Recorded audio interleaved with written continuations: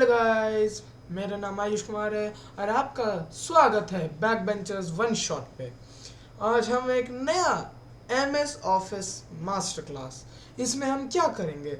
इसमें मैं आपको सिखाऊंगा कैसे आप वर्ड, एक्सेल, पावर पॉइंट जैसे चीज़ों को ईजिली सीख सकते हैं, उनके शॉर्टकट सीख सकते हैं और कैसे आपकी पीपीटीज 50 टाइम्स बेटर हो जाएंगी।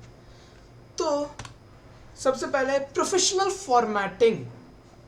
अब हमारे प्रोफेशनल फॉर्मेटिंग होता क्या है। अब ऐसा तो होता नहीं ना, आप कभी स्लाइड बनाओ तो ऐसे तो कर नहीं सकते कि आप सब एक ही लाइन में लिख दो, तो अच्छा नहीं लगता ना। तो इसलिए स्टाइल्स यूज करो। हेडिंग 1 और 2 मैनुअली बोल्ड साइज मत करो, स्टाइल से काम इजी होता है। तो इसका मतलब क्या है, तो मतलब जो हमारी हेडिंग 1 और 2 होती है ना, वो जो होता है वो हम मैनुअली कभी कभी चेंज करते हैं ना, कि बोल्ड साइज इतना करते हैं, कलर ये करते हैं या फॉन्ट ये होगा। तो वो मत करो, आप स्टाइल्स यूज करो जो सजेस्टेड स्टाइल्स होते हैं, क्योंकि आजकल हर एक अपडेटेड सॉफ्टवेयर में वो एआई कंपेनियन या पार्टनर होता है ना, जो आपको डिजाइंस देता है। जैसे पावर पॉइंट में डिजाइंस, गूगल स्लाइड्स में वो कुछ अजीब सा जेमिनी होता है जो ब्यूटीफाई द स्लाइड करता है। वैसे ही यूज़ किया करो, इससे आपका काम भी आसान होगा और आपकी स्लाइड्स और सुंदर दिखेंगी। अब अब बात करते हैं हम ऑटो टेबल ऑफ कंटेंट्स। एक क्लिक में ऑटोमेटिक टीओसी बनेगी। मतलब कि हमेशा ना, अगर वैसे ना बहुत सारी चीज़ें और आपको लिस्ट करना है कि क्या क्या चीज़ें, तो टेबल ऑफ कंटेंट्स बनाओ, ठीक है। वो भी एक क्लिक में हो जाता है, बस सेलेक्ट करो सब कुछ और जाओ इंसर्ट में, और वहाँ पे होता है टेबल, वो क्लिक कर दो। Design tab. अब ये बात आती है हमारे पीपीटी की। अब एक ऐसा होता है कि कलर थीम और ये सब होता है ना, ये हम करते हैं डिजाइनिंग, पर जो एआई पावर्ड होता है वो आपको ज़्यादा अच्छे से देगा, जो ऑफ कोर्स आपकी स्लाइड को भी अच्छे बनाएगा और ऐसा देखेगा कि जैसे किसी बहुत प्रोफेशनल आदमी ने बनाया। और page numbers, insert page numbers, ये इसलिए कि कभी कंफ्यूजन ना रहे, और ऐसे थोड़ी सी प्रोफेशनलिज्म भी होती है कि हाँ इसका मतलब सही है, मार्किंग भी कर रहे हैं, इससे आपके लिए भी कंफ्यूजन नहीं होगा अगर आप कहीं प्रेजेंट कर रहे हो कि कौन से पेज पे हो तो कौन सी स्क्रिप्ट, क्योंकि कुछ लोग स्क्रिप्ट खोल के बोलते हैं ना, इसलिए। स्मार्ट एडिटिंग के ट्रिक्स।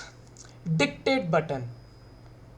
अब डिक्टेट तो सबको पता है, क्योंकि पर ज़्यादातर लोग यूज़ नहीं करते। डिक्टेट का मतलब ये होता है कि मैं एक क्लिक करूँगा और यहाँ पे सब ऐसे टाइप होता जाएगा, टाइप होता जाएगा। क्यों? क्योंकि मैं वहाँ पे बोल रहा हूँ, ठीक है। अब वो भी है ना कि आप ज़्यादा ऐसे मत बोलना कि किसी को समझ ही ना आए, जैसे कि टाइप दिस एंड दिस, ऐसे करोगे तो भाई एआई हो या कुछ भी हो, उसे तो समझ आएगा नहीं, वो कुछ भी टाइप कर देगा।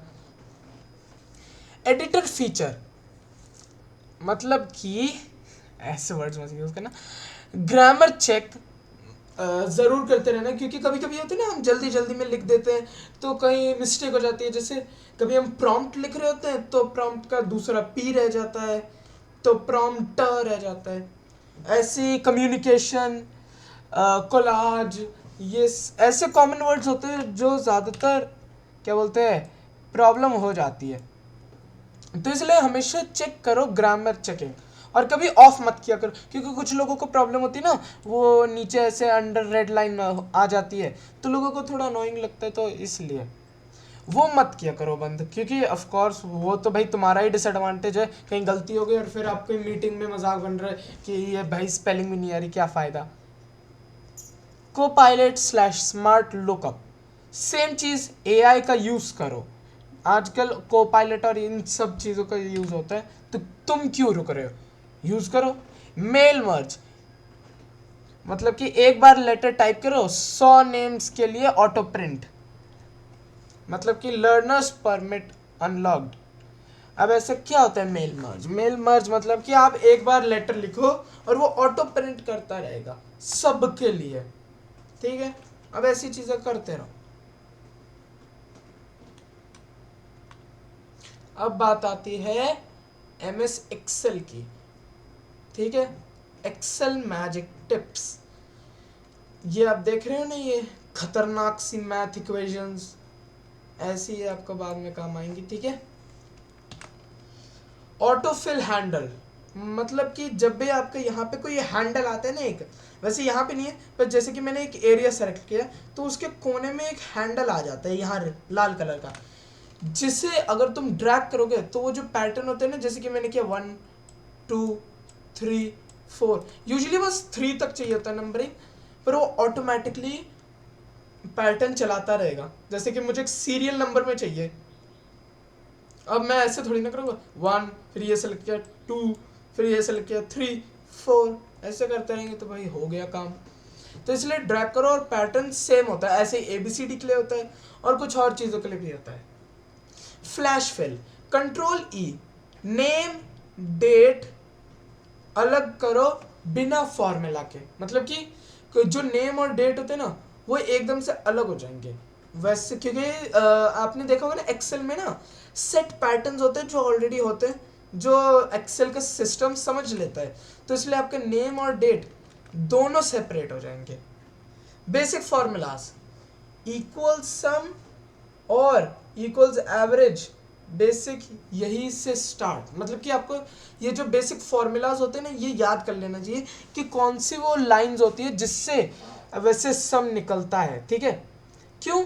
क्योंकि कभी आप ऐसे कैलकुलेशन कर रहे हो, बहुत बड़ी लिस्ट बना रहे हो, बजट लिस्ट या कुछ, तो आप ऐसे मैनुअली थोड़ी ना करोगे कैलकुलेटर में डाल डाल के, क्योंकि आजकल तो मैनुअली कोई करता नहीं है, तो कैलकुलेटर में भी आप एक एक डिजिट टाइप करोगे नहीं, और कहीं अगर गलती से एक रॉन्ग डिजिट डल गया पूरी कैलकुलेशन खराब, क्योंकि आपको पता चलेगा नहीं कि कौन सी डिजिट रॉन्ग डाली।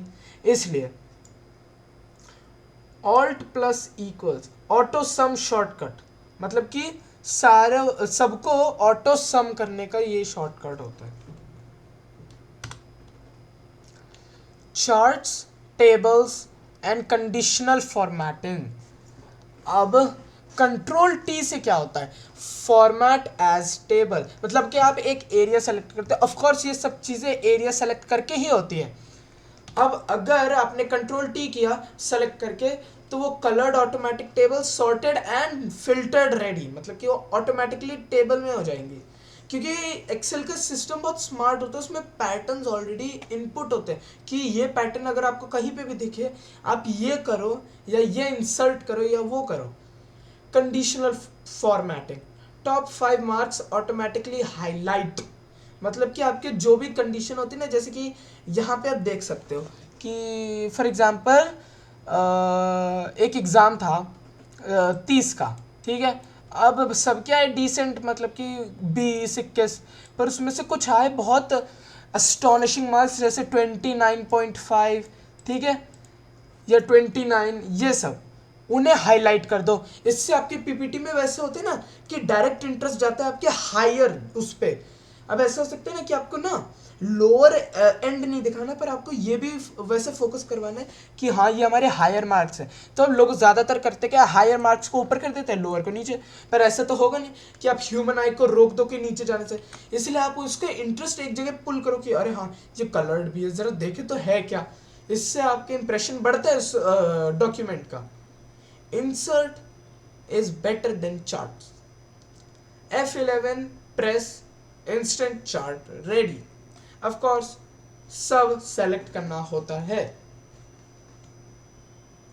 प्रोजेक्ट आइडिया, अब आप ये कर सकते हो, इसमें आपको ना इन सब चीज़ों का यूज़ करना होगा इसमें, ठीक है। इस प्रोजेक्ट में पॉकेट मनी ट्रैकर या monthly income expense table plus chart, इनमें से कुछ भी बना लो या दोनों बना लो, आपके लिए अच्छा है।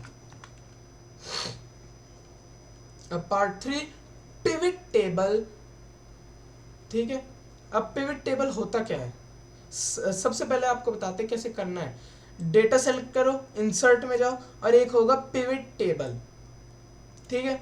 अब पिवट टेबल से आपके लुक्स भी सही रहेंगे, और ऐसे आपने देखा होगा ना तब से कि कितने सुंदर सुंदर ऐसे चार्ट्स हैं, या आप खुद से बना सकते हो, ठीक है। अब number 2, drag fields to rows slash values, instant summary, मतलब कि जो भी आपकी फील्ड्स हैं वो रोज में ड्रैग कर लो, या जो भी वैल्यूज हैं वो ड्रैग कर लो, और उससे आपका इंस्टेंट समरी हो जाएगा। मतलब क्या, ऐसा करो कि ना एक टाइप से शॉर्ट में रहे पर इंफॉर्मेटिव भी हो, क्योंकि हमें कंसाइज रखना है पर इंफॉर्मेटिव, जिससे कि ना ये भी नहीं लगे भाई इसने तो बस बेयर मिनिमम किया, और ऐसा भी ना हो कि भाई कितना ज्यादा ओवर वर्क है, इतना कौन पढ़ेगा, ऐसा नहीं होगा। अब आप एग्जांपल क्लास रिजल्ट शीट का ही ले लो, ऐसे ही होता है ना हर सब्जेक्ट का टोटल 1 सेकंड में, ठीक है। मतलब कि जैसे कि आपका एक सब्जेक्ट, फिर दूसरा, तीसरा, उन सबके टोटल, जैसे कि आपके 10 एक में मिले, फिर 20 दूसरे उसके हिस्से में मिले, मतलब इंटरनल मार्किंग, एक्सटर्नल मार्किंग, ये सब।